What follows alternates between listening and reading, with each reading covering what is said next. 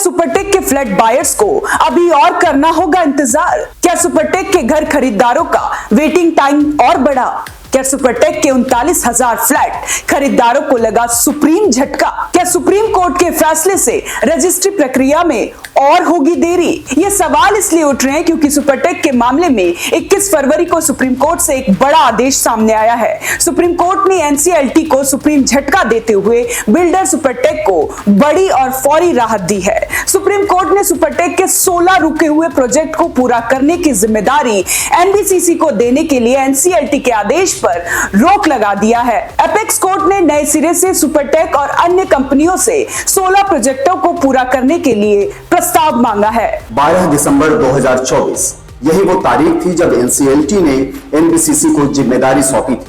NBCC से कहा गया था कि मार्च तक वो तमाम औपचारिकताएं पूरी कर लें, मार्च 2025 तक, और मई 2025 से वो काम शुरू कर लें।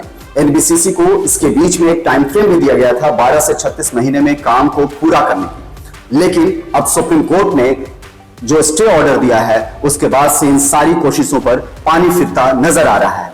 इस एनसीएलटी के ऑर्डर में सबसे खास बात यह थी कि एनसीएलटी ने साफ साफ कहा था कि एनबीसीसी किसी भी ग्राहक से जो फ्लैट खरीदार है उनसे 1 रुपया भी एक्स्ट्रा नहीं लेगी।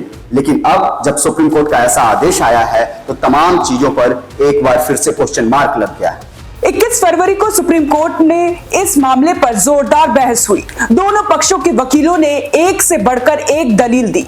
इन दलीलों को सुनकर मुख्य न्यायाधीश संजीव खन्ना और न्यायमूर्ति संजय कुमार और न्यायमूर्ति केवी विश्वनाथन की पीठ ने अहम फैसला सुनाया। इस फैसले से बिल्डर सुपरटेक को बड़ी राहत मिली है। सुप्रीम कोर्ट ने कर्ज में डूबी रियल्टी कंपनी सुपरटेक लिमिटेड की 16 आवासीय परियोजना को पूरा करने के लिए एनसीएलटी के लिए आदेश पर रोक लगा दी है। राष्ट्रीय कंपनी कानून अपीलीय न्यायाधिकरण यानी एनसीएलटी ने अपने आदेश में लगभग 9,500 करोड़ रुपए की लागत वाली इन परियोजना को पूरा करने के लिए सार्वजनिक क्षेत्र की कंपनी एनबीसीसी को परियोजना प्रबंधन सलाहकार नियुक्त किया था। लेकिन अब सुप्रीम कोर्ट ने इस पर रोक लगा दी है और पीठ ने संबंधित पक्षों को नोटिस जारी किए हैं। कोर्ट ने कहा कि वह जांच करेगी कि एनसीएलटी ने आवास परियोजनाओं को पूरा करने के लिए एनबीसीसी को परियोजना प्रबंधन सलाहकार बनाते समय क्या दिवाला और ऋण राहत अक्षमता संहिता की प्रक्रिया का पालन किया या नहीं।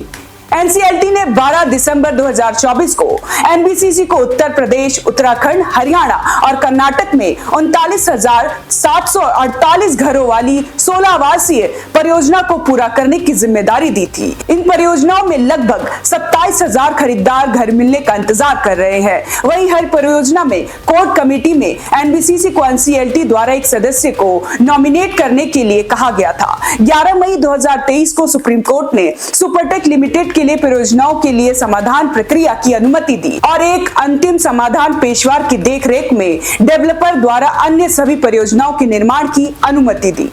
सुपरटेक की उत्तर प्रदेश, उत्तराखंड, हरियाणा और कर्नाटक में 16 परियोजनाएं रुकी हुई हैं।